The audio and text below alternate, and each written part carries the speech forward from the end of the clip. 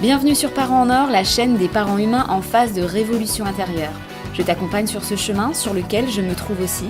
Je partage avec toi mes réflexions, mes prises de conscience et tous les éléments qui me permettent d'éveiller mon esprit et d'éclairer ma parentalité.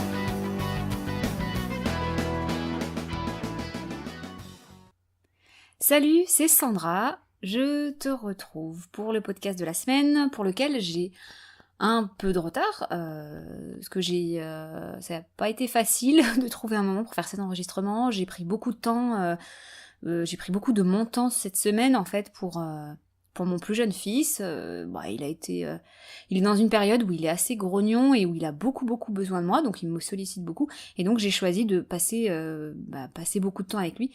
Donc cet enregistrement a un peu de retard, mais bon, en tout cas il est fait.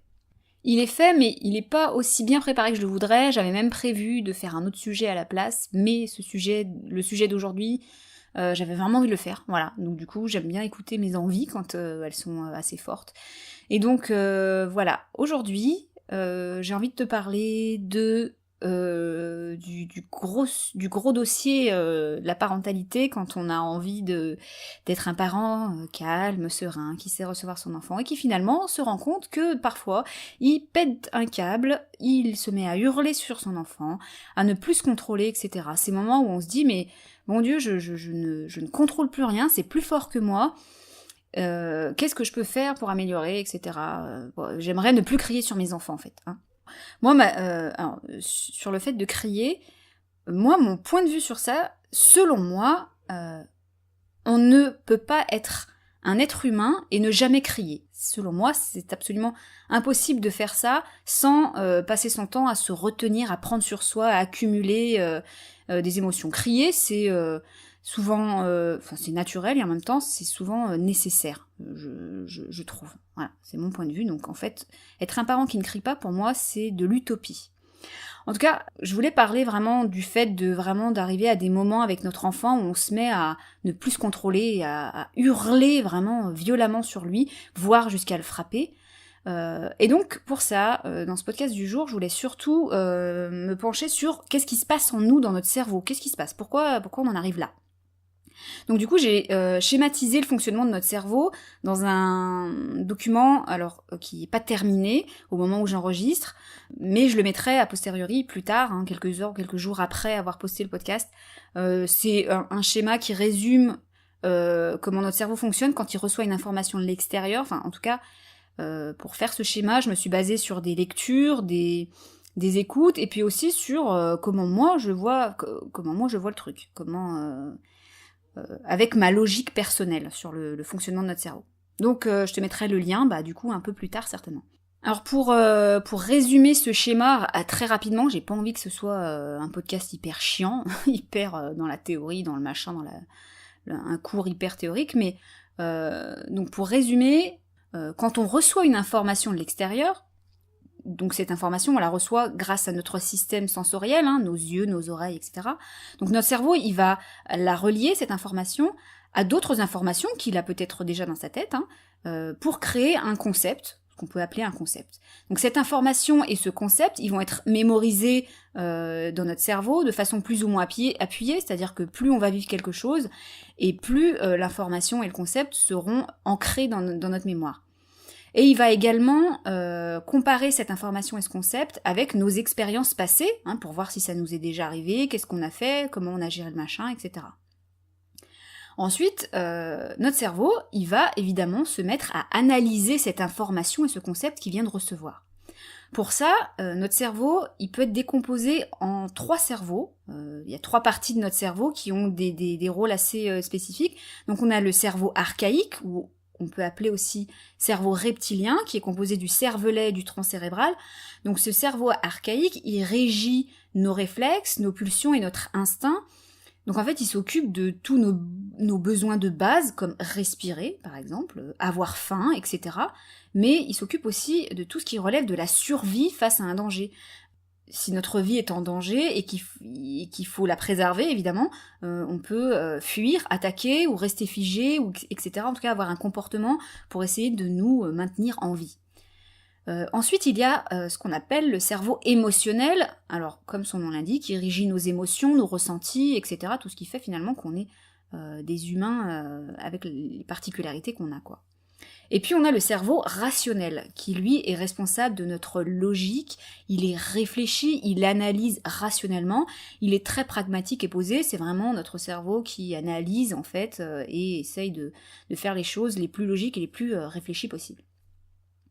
Donc l'information et le concept qu'on a reçu, ils peuvent être analysés via l'un de ces cerveaux ou par plusieurs de ces cerveaux. Alors d'abord, c'est le cerveau archaïque qui analyse le premier, c'est comme ça que je le comprends en tout cas, parce qu'il faut qu'il sache si cette information est un danger ou s'il estime que c'est un danger. Donc dans ce cas-là, il va déclencher un réflexe ou une pulsion, un réflexe ou une pulsion d'attaque ou de retrait, etc. Tout ce qui en fait sert à nous éloigner ou à repousser le danger. Alors si le cerveau archaïque estime qu'il ne s'agit pas d'un danger immédiat, le cerveau émotionnel il peut prendre la suite en fait et il va nous créer des émotions et des pensées et on aura alors ici une réaction émotionnelle. Cette réaction émotionnelle, elle sera très vive si on est dans un état de surcharge émotionnelle, quand on est saoulé de notre journée par exemple, on est vraiment en surcharge émotionnelle, donc du coup nos réactions émotionnelles seront vives, et elles seront évidemment moins vives si on est apaisé ou serein. En parallèle, ou à la place du cerveau émotionnel, il peut y avoir le cerveau rationnel qui se met au travail, et il peut analyser l'information et le concept avant qu'on intervienne en fait. Il va nous créer des pensées qui sont plutôt rationnelles, logiques, etc. Et on aura donc une réaction réfléchie et posée. Alors pour illustrer tout ce blabla théorique, je te prends un exemple hyper basique. Voilà. Alors si on voit un gros feu devant nous, alors ça c'est l'information qu'on reçoit. Nos yeux, notre nez ou en tout cas ou nos oreilles captent un feu et on va l'envoyer à notre cerveau. Donc notre cerveau, il reçoit ça donc comme une information et il peut la relier à une autre information qu'il a déjà, par exemple, le feu, ça brûle ou que c'est dangereux. Alors le cerveau archaïque qui se met en route, il va analyser ça et il va soit nous faire reculer la main si le feu nous a touchés, soit nous faire fuir, crier, etc. si le feu est énorme. Et la réaction, donc, s'arrêtera là. On aura réagi face à ce feu. Par contre, si le feu, il est un peu plus petit, et que donc, il est estimé par notre cerveau comme quelque chose de maîtrisable, et que donc, du coup, notre cerveau archaïque, il a estimé que c'était pas un danger dans l'immédiat. Et ben, du coup, notre cerveau rationnel, lui, il a le temps d'intervenir. On va réfléchir et se souvenir de ce qui serait le plus efficace pour éteindre ce feu, et du coup on va mettre en place tout un système, on va aller chercher une couverture, ou on va mettre de l'eau, ou quelque chose qui va nous permettre d'éteindre ce feu, parce qu'on a le temps de vraiment y réfléchir avant d'intervenir. Maintenant je transpose ça avec notre rôle de parent en prenant un exemple qui nous fait hurler, par exemple, qui pourrait nous faire nous mettre dans un état incontrôlable.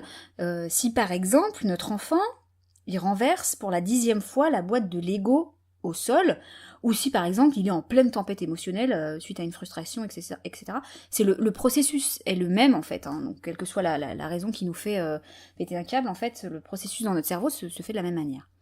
Donc pour prendre cet exemple-là, de l'enfant qui renverse sans arrêt sa boîte de Lego, pourquoi je peux me mettre à hurler sur mon enfant ? La première raison, ça peut être parce que je suis en surcharge émotionnelle, et quand on est en surcharge émotionnelle, c'est-à-dire quand on a une journée hyper fatigante, quand nos besoins ils sont pas remplis, que du coup on est agacé, irritable, qu'en fait on a passé notre journée à prendre sur nous, etc.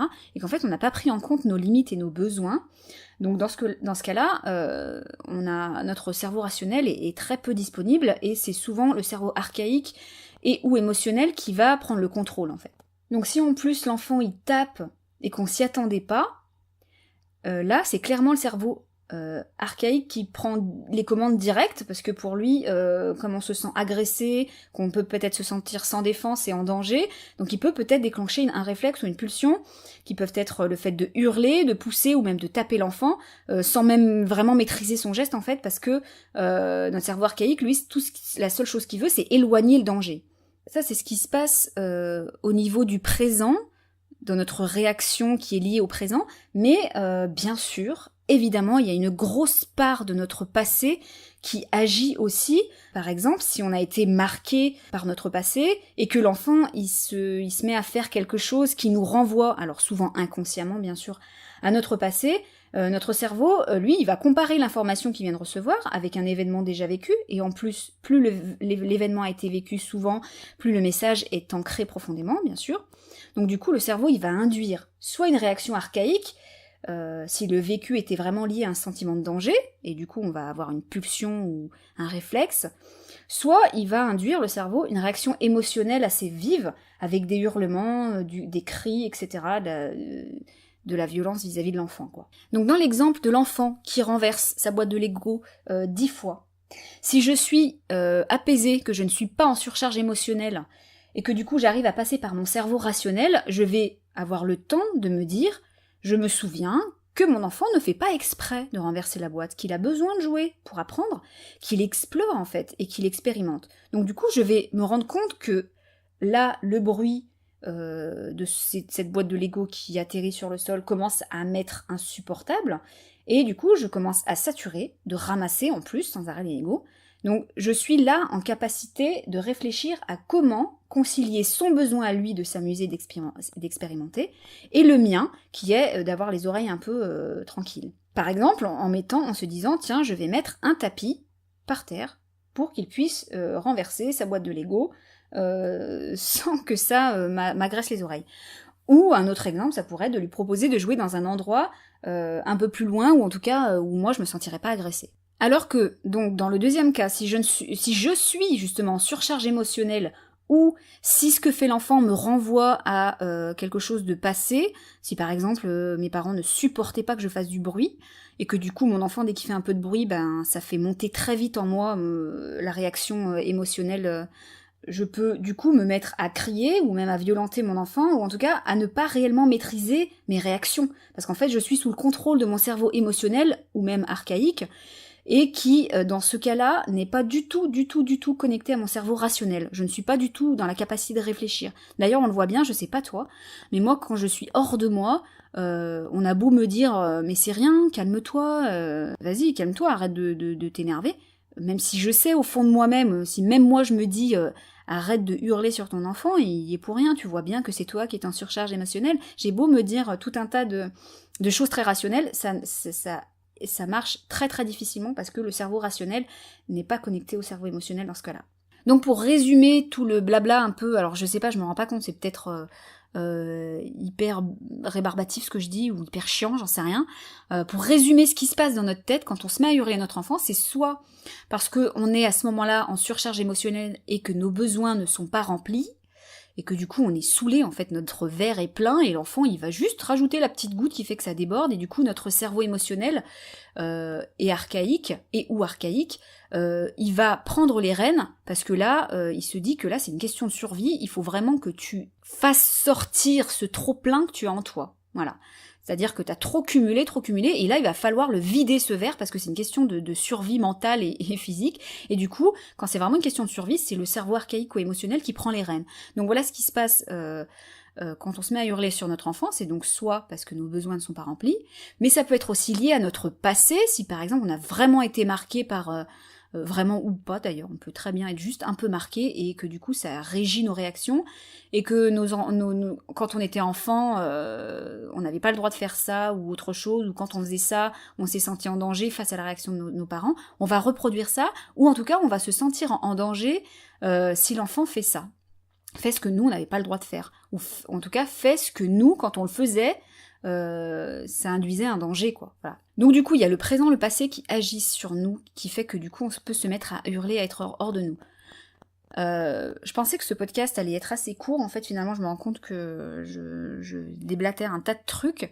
Donc l'idée de quoi faire quand on hurle, ou en tout cas quoi faire pour moins hurler, ou en tout cas pour moins en arriver à des moments où on est hors de nous, hein, où on nous pousse à bout. Alors c'est vraiment, je trouve que cette expression est très parlante, on nous pousse à bout, ça veut dire que vraiment, il y a quelque chose qui pousse à l'intérieur de nous pour que ça sorte, en fait. Hein.